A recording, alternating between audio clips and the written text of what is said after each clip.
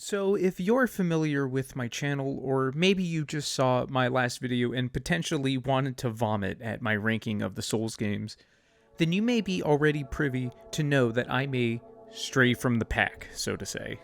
I have been called a contrarian an innumerable amount of times, and I mean, yeah, if you look at it face value, I mean, sure, I guess you could say that I am. I think Temple of Doom is the best Indiana Jones movie. I think Dark Souls 2 is the best Souls game. I think that Devil May Cry 2 is completely fine. I like Castlevania 64 more than I do Symphony of the fucking Night, and I think that Alan Wake 2 isn't great. But please hear me out. I, under no fault of my own, think all of these things on purpose. It's just how I feel about them, you know? Sure, you can be upset at me, and to be honest, looking over that list I just said, maybe I should have kept some of those a little bit on the private side, but hey, they're out there. But what I can say is that those are just some random opinions from some schlub online who you've never met before. What does it matter if I think that The Last Jedi is one of the better Star Wars movies? I still think that Star Wars is a great franchise. Who cares if I think that Silent Hill 1 is the worst one of the original 4 games? I still think that Silent Hill 2 is one of the best games, ever made. Who cares if I think that Perfect Blue kinda sucks? I still think that... Okay, you can be mad at me for that one, I guess. The point I'm getting at is that I am just like you. I'm sure among the list of things that I said, you resonated with at least one of them. Or at the very least, I hope you can relate to one. But sometimes, if you get what I'm saying, you're upset that you don't like something as much as everyone else does. When I sit down and play Dark Souls 3 for the 3rd or 4th time, I'm not doing it because I like it. I'm doing it because I hope that this is the time the game finally clicks for me. The time that I finally get wide-eyed and go, oh, I get it. And you know, the worst part about it is that I'm one of those guys who gets a rush out of talking about things that I dislike. If I really do harshly disagree with someone on a movie or a video game, it can feel good about venting my frustration about how much I don't get it. And that's definitely something that I'm trying to fix about myself, because as I've come to learn, that doesn't really help with anything. But Twitter being a thing can really make that process a tricky one. And if you've made it this far, which, thank you by the way, you have a constitution of a god, you may be starting to wonder what the point of all of this is. And the point is, my dear viewer, to turn that negativity into something positive. This video is absolutely an experiment. I have no idea how it will do, or how you all will take it, but I want you guys to help me understand Alan Wake 2. This video will not be me explaining a bunch of things that make Alan Wake 2 bad, or why Remedy did a bunch of objectively bad choices. And as a tangent, if you say something is objectively bad or objectively good, you are taking an objectively bad stance as a critic. Okay, I'm doing it again. I'm sorry. What I'm trying to say is that unlike a normal video reviewing Alan Wake 2, so to say, listing all of these things and coming to a personal conclusion about my thoughts on the game, what I'm trying to do is to ask you to hear me out. Listen to what I think is bad about Alan Wake 2 and have you help me. Tell me if there's anything that I'm just doing wrong, interpreting incorrectly, looking at anything in a way that could hinder my enjoyment of this game, because as much as I do like to dog on Remedy for practically turning shitting the bed in the 3rd act into an art form, I genuinely do really want to love this game. If you've been around my channel long enough, then you know that I do love horror games. They're one of my all-time favorite genres, and me sitting here playing Alan Wake 2 and feeling like I would rather want to be at work makes me really upset. How can I dislike this game that much? And I see all of these people around me talking about how good it is. It doesn't make me mad. It doesn't fill me with this urge to go online and shout to the rooftops to everybody, even though I have it a couple times. I can't keep doing this. I don't get Alan Wake 2, and I'm asking you to help me.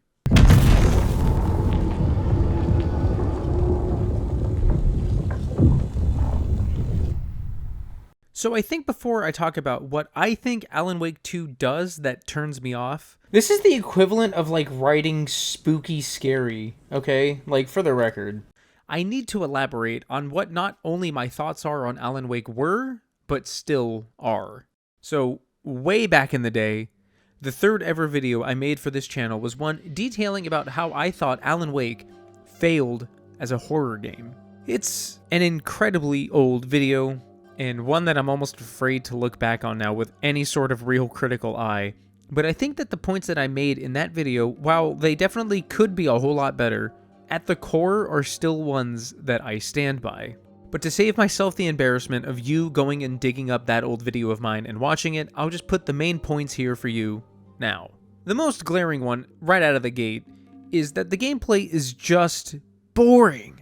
Going even further back than the release of this old video, when I was a little kid, I had an idea for a horror game that used the exact same mechanic that Alan Wake does with its flashlight. So Alan Wake come out, and seeing that idea manifest itself in real life in a video game was actually kind of amazing.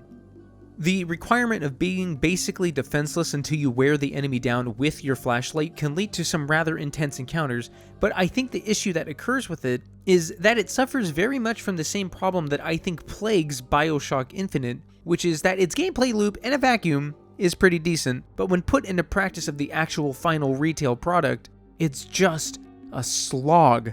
Throughout Alan Wake's runtime, there is such little variety thrown at you in regards to its combat, as well as never feeling truly in danger due to its abundance of ammo, leading you to rarely ever dealing with anything up close and personal, and then rarely if ever dying due to its easily abusable dodge system, rendering the entire combat system monotonous. Second, and arguably just as, if not more important, the game's story is just fucking nonsense. What I will say is that I do appreciate the fact that Alan Wake is telling the story of a writer from a writer's perspective, and the writer of that game's narrative kinda sucks at what he does. I won't lie, that is brilliant. But having the game's writing also being pulpy horror gobbledygook, it just doesn't work. Or else this guy can't write for shit. I've beaten the first Alan Wake 2 times. Once back when it was new, and again when I made my video about it all those years ago. I should be able to understand the story for the game, but I mean, I get how much time in between then and now could lead to some things being left to be overdrawn at the memory bank.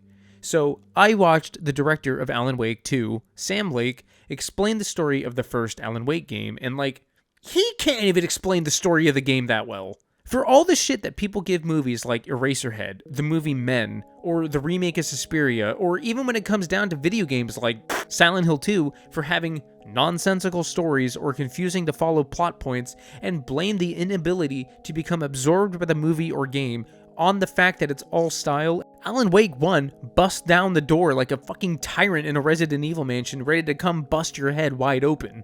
If the director of the game himself needs upwards of 10 to 15 minutes to give you the cliff notes of the game that he's directing a sequel to, I think that says a lot about its frankly unnecessary complexity. And don't worry, the irony isn't lost on me.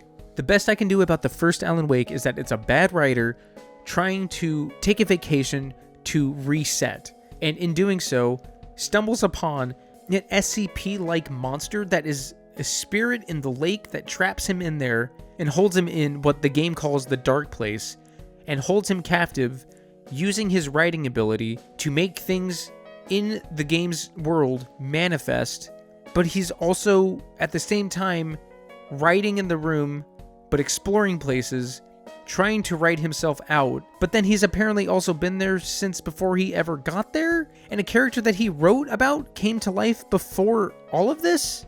And before he was even written about? I don't fucking know. I don't think the game knows. The director of the game barely knows. How am I supposed to know?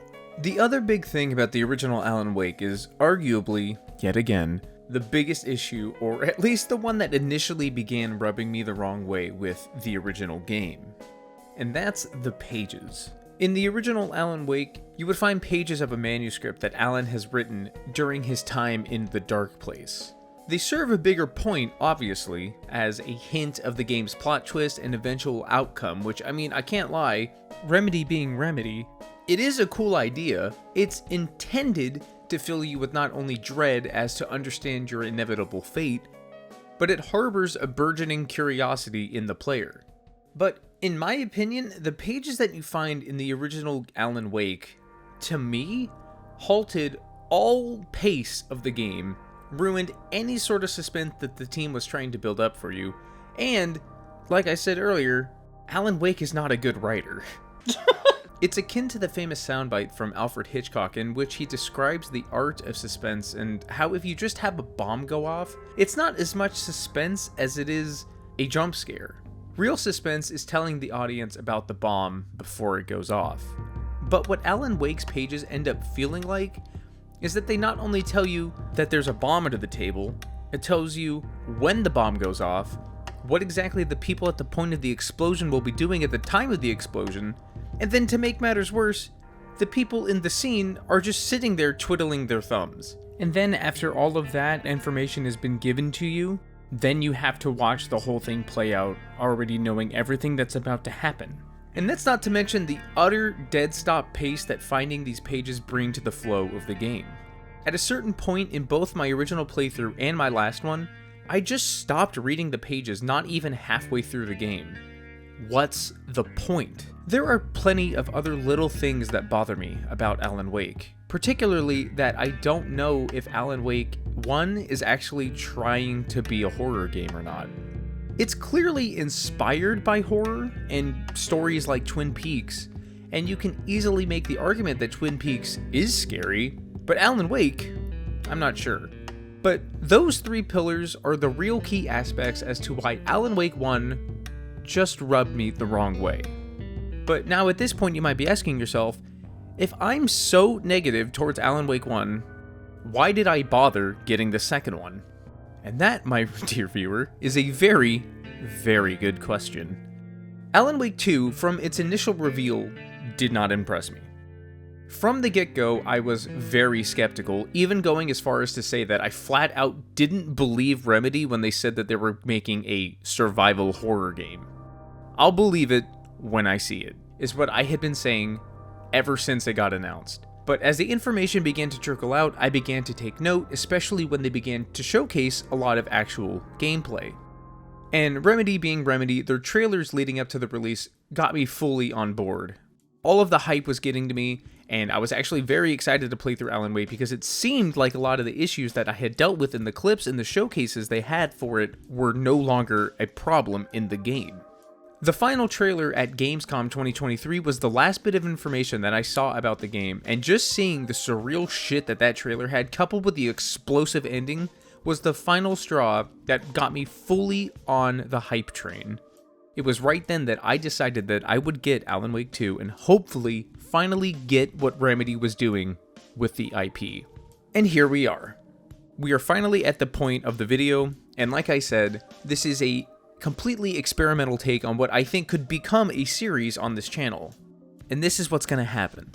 I'm going to list out things about Alan Wake 2 that irk me, bug me, annoy me, anger me, and more. Because despite everything that I said while dissing on the first Alan Wake, I do legitimately want to love Alan Wake 2. It has all of these things that I love about video games, horror, and storytelling, but also just has these other things that, like, baffle me.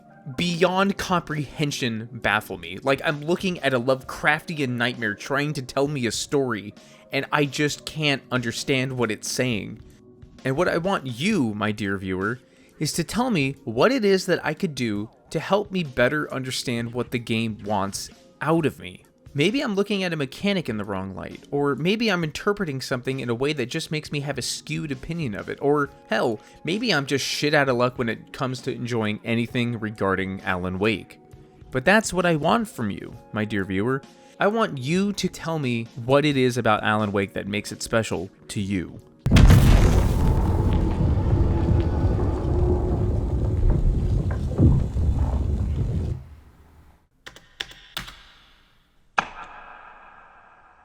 So let me begin this section, first of all, by going over what I actually do like about Alan Wake 2. First things first, I can't deny that Alan Wake 2 is a visual marvel. I have a system that can't run it at max settings, but even at roughly medium-ish to high settings with the upscaling, the game is fucking beautiful. And as someone who actually loves the cold, overcast, and gloomy weather, wandering around the streets in the woods of Bright Falls is genuinely serene and breathtaking. I've only been to the Oregon, Seattle-ish area once or twice in my life, and I can safely say via memory that Alan Wake 2 perfectly captures what walking around in those areas feels and looks like. Mechanically, the game is also very similar to the Resident Evil 2 remake, which is something that the devs at Remedy have no shame in admitting, and you can really feel it. While it feels significantly easier than RE2 Make, which is something that I will get to eventually, I can't deny that the systems that are put into place, while slightly tweaked from Resident Evil 2, do feel very solid, and the game controls in a way that makes sense, and I can still feel tense from time to time.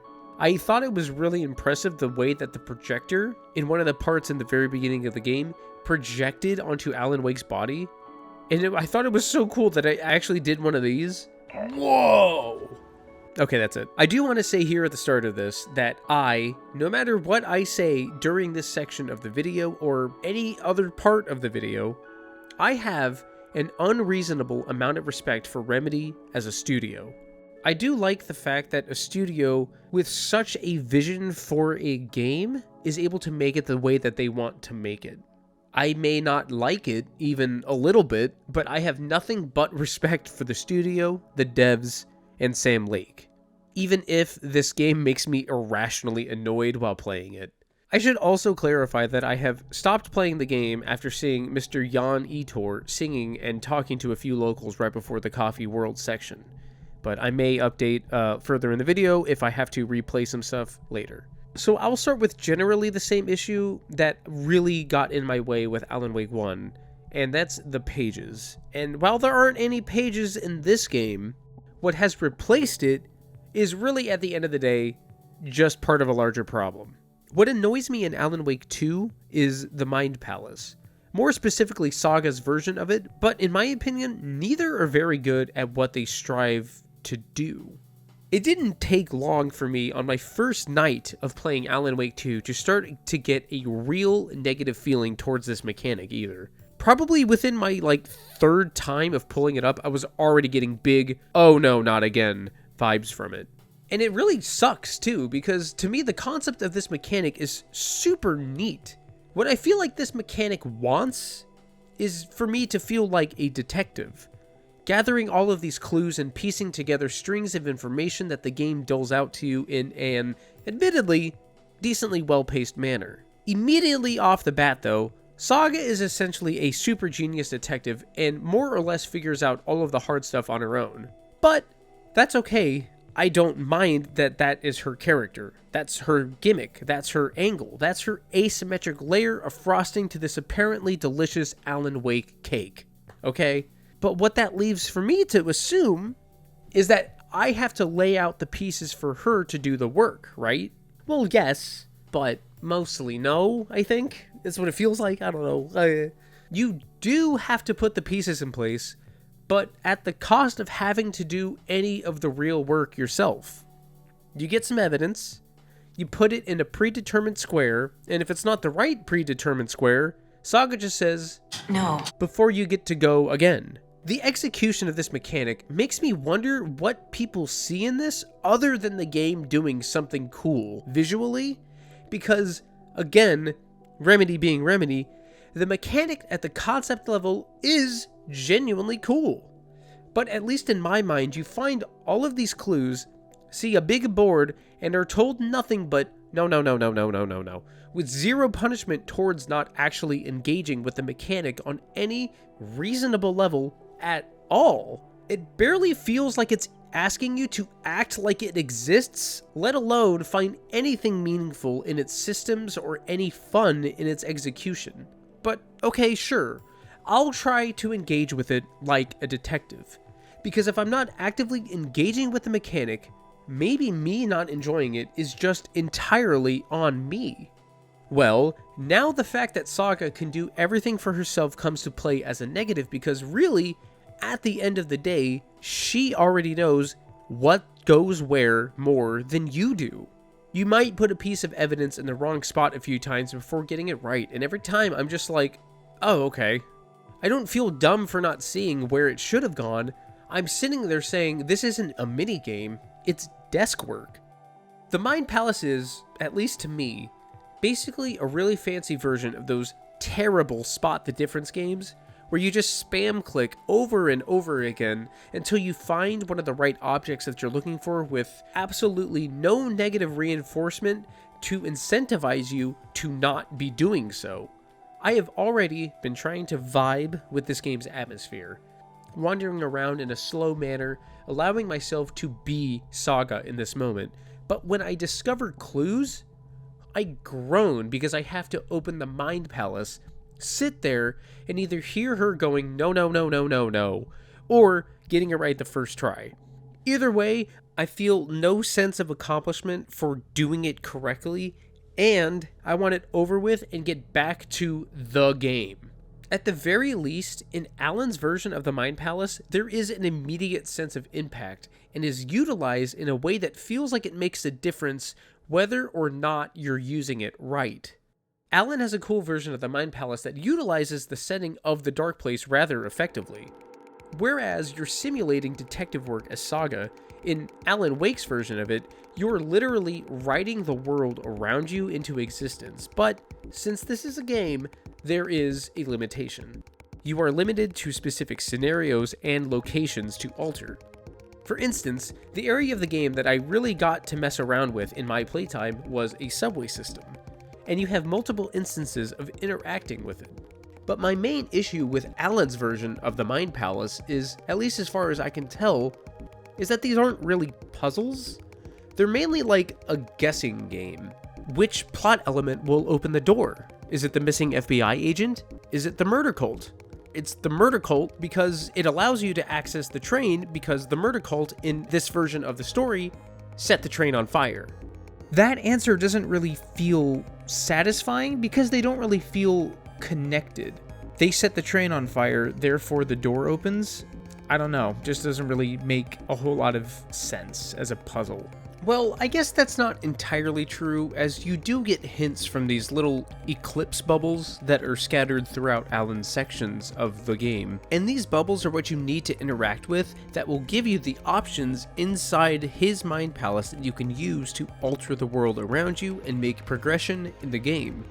You have to look at the eclipse just right and it will trigger a very Remedy-esque discussion that will open another option for you to utilize later in the Mind Palace.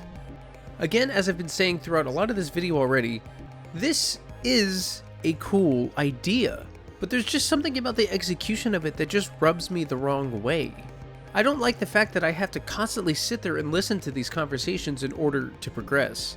There is cool shit happening here, but exploring the Dark Place, finding one of these eclipses, standing there, listening to these two characters talk about something that frankly, as far as I can tell, doesn't even really exist because it's all taking place in the Mind Palace, not the real world, and only then being allowed to progress? I don't know. It just doesn't feel like a natural part of the mechanic and instead just feels like something slapped onto it in order to make it stylistic, which is fine, but to me it comes at the cost of pacing and in my engagement with the game. Especially the way how it's currently set up that if you die and load a save from before when you popped one of these little eclipse bubbles, you have to watch the entire discussion again before you're able to utilize it in Alan's Mind Palace. And like, I know, I get it, this video is long and again, the irony isn't lost on me. The amount of times that I've been trying to find the flow of the game and it's interrupted by a system that seems to mostly be nothing more than either busy work or literally standing in place for about a minute. And just so I don't start an argument in the comments of this video, I think that it is important to distinguish between a puzzle in a horror game like Resident Evil 2 Remake versus any puzzle that I've encountered in the Mind Palace. Because with pacing being my main issue with the Mind Palace, I feel like you may be wondering, why I like a game like Resident Evil 2 and not Alan Wake. Well, this may be a really nuanced feeling about it, and I honestly don't really expect to fully explain myself here, but I will do my best. The puzzles in Resident Evil 2 Remake may stump you, or halt your momentum built up in the game, but they never really take you out of the moment-to-moment gameplay. For however long you're stuck on a puzzle in Resident Evil 2 Remake, for instance, it never feels like you're being taken out of the game, because its puzzles, at least to me, feel very intertwined with the rest of the game. You may be wandering between rooms looking for clues or an item that you need, but all of that is still done within the systems of the game's core. Walking around, managing items, and killing and avoiding zombies. None of those systems, apart from the, I guess, literal item usage where you may have to turn a knob or enter a combination, are ever anything other than those base systems. And when you are asked to deviate from those systems for a puzzle, it's all diegetic and it feels natural. It feels like just another room of the metaphorical house that is the gameplay of Resident Evil 2 Remake. The Mind Palace, in contrast, doesn't feel linked or intertwined with the rest of the game at all, and instead feels like a house at the end of the street of Alan Wake's metaphorical house. Another issue that I have with Alan Wake 2 is that it's neither very difficult nor very scary. Sure, I've died a few times, but obviously that partly comes with me learning the timing of the dodging, and sometimes the dodging seemingly not working at all, which I'm willing to look past as a horror game because they tend to have some janky systems pretty much by default, but I can't say that it didn't bug me. Alan Wake 2 still utilizes the flashlight mechanic from its predecessor, and while it's mostly the same, to be honest, I haven't really gotten a strong enough feel for how different it is from the original game, so I won't try to compare them here. The game around the mechanic has gotten a lot more stringent, and in my opinion, better for it. Like I said earlier, the game feels very similar to Resident Evil 2 Remake, and that goes further than just the controls. The inventory system is very reminiscent, the movement and the weight is similar, and even down to the way that you interact with objects and items in the game feels very similar to the RE engine in Resident Evil 2. But as I continued on into the train station, I realized that not only are most enemies really easy to run past, as made evident by an area that has about 3 or 4 enemies in a very small little confined section that I was just running by without being attacked on multiple occasions, the times that you do need to attack any of these standard enemies, it's just 3 headshots and then they're dead. This would be fine if the enemies were hard to shoot, but getting 3 headshots is really easy. 1, 2, 3. And if you ask me, this sort of renders any encounter, unless absolutely designated as a boss fight, to feel trivial. Granted, the act of lighting the enemy to shoot them is still a requirement, so you have to overcome that obstacle, which I guess mitigates my qualm with this mechanic, but I don't know. It doesn't really feel like enough, since you can just mostly run past the enemies to begin with. And especially when you compare it again to Resident Evil 2 Remake, where the zombies can take anywhere from like one really well-placed headshot to more than an entire clip to take down, and then they even still have the chance of getting back up, requiring you to shoot them further. This, coupled with the fact that a room of zombies in RE2 Make is significantly more dangerous than a room of the standard enemies in Alan Wake 2, and it just makes the entire system feel wrong as a whole. The individual pieces of the action work and are functional, and at face value, they're not even bad. But Remedy somehow managed to turn a bunch of quality pieces into a less than appealing sculpture. But the weird thing about this is that, like, I remembered Saga's enemies being significantly harder than Alan's. So I decided that I needed to confirm this because I felt like I would have been wrong if I had just assumed that Saga's action segments were similar to Alan's. So I booted up the game again and began to progress into the Coffee World section. And I said to myself at the start of this session that I was going to allow myself to just let the game happen, as it is and as it was. I was wandering around trying to feel the vibe of the game again as best as I could, and I legitimately forgot that there were indeed pages in this game as well. I wanted to groan and just skip it, but I felt compelled to just read it. I need to at least meet the game on its level, right?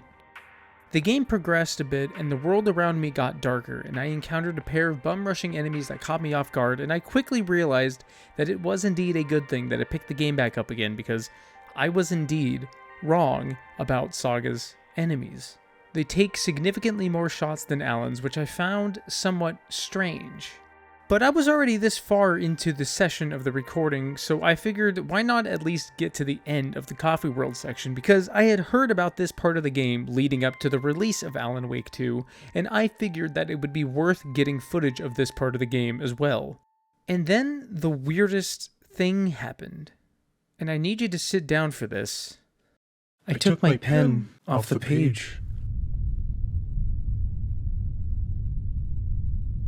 Art is a fickle thing.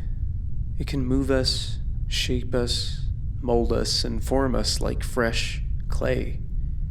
Hardened people with years of experience can cry. Still shaping minds can be scared into something irrational forever. Have you ever given a piece of art a second chance? A real second chance? One that you felt initially disappointed by, but one that maybe held something inside of it that tempted you to take another look? It's not often that we find meaning in the meaninglessness. Or maybe it's just the other way around. Art itself, from the outside, really is just meaningless. But it's how and what we do with that art that's what matters.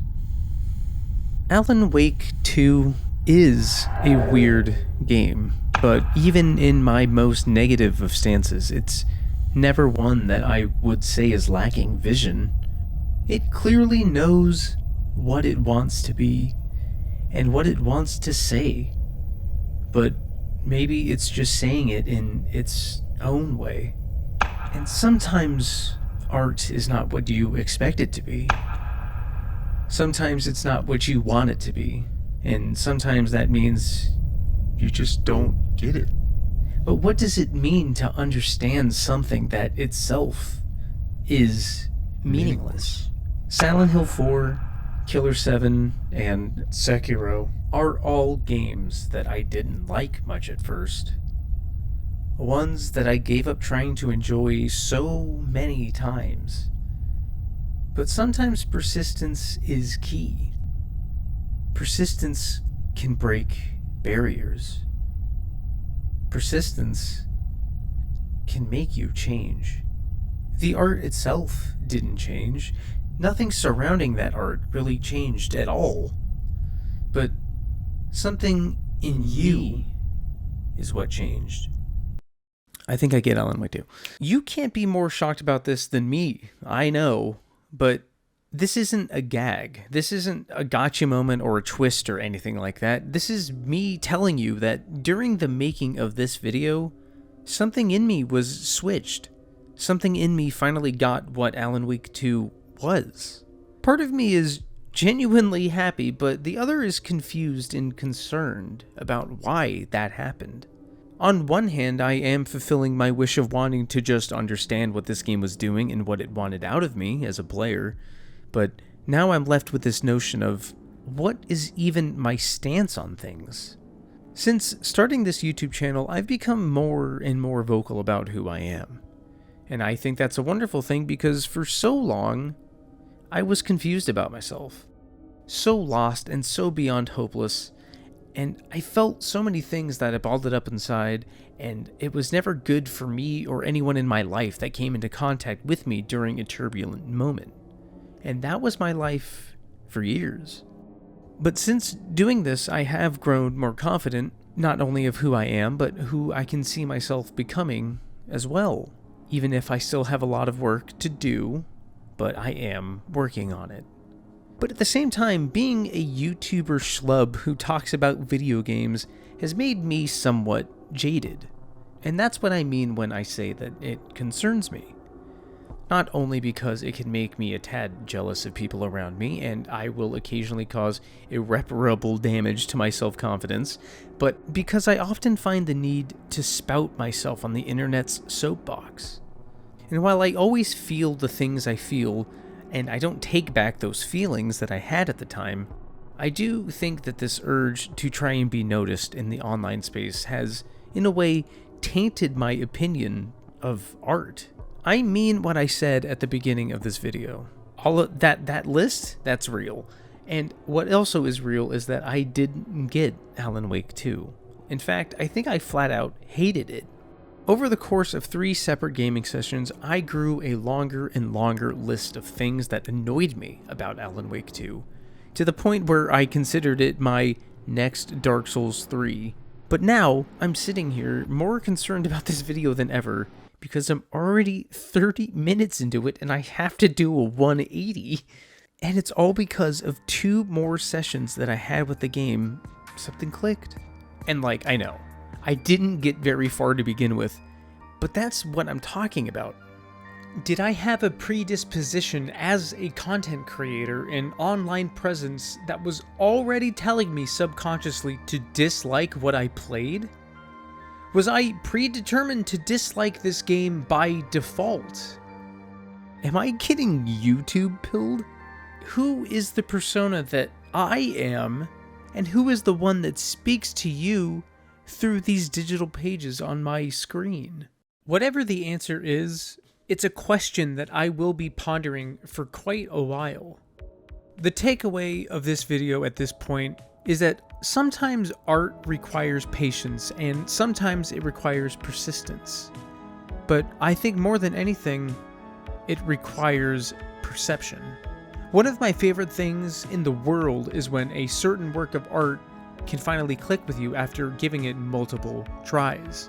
Some of my favorite games of all time are ones that I couldn't enjoy at first, or ones that I just felt underwhelmed by, but at some point, I just noticed something I never did before, and then everything falls into place. I still have issues with Alan Wake 2. The constant waiting, the somewhat overly written dialogue, and the combat does still leave a little bit to be desired for me, but I think I can see what it is now. I appreciate its existence far more, and I can understand why people are so attached to it. Even though I always knew it was doing its own thing, regardless of what I or what anyone else said or thought about it, now I feel confident in saying that at least I get Alan Wake 2. Art itself is the dark place, and sometimes you just need to wake up.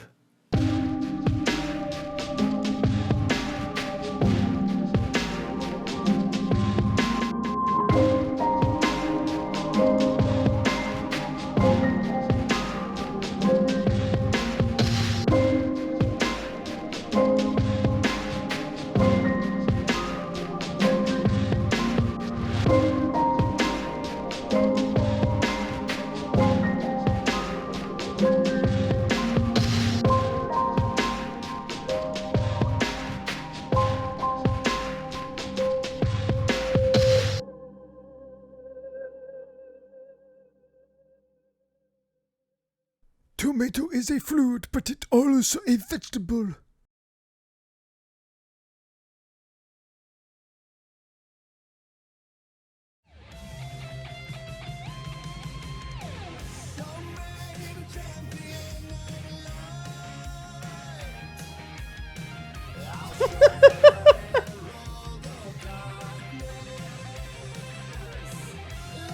Okay, you know what?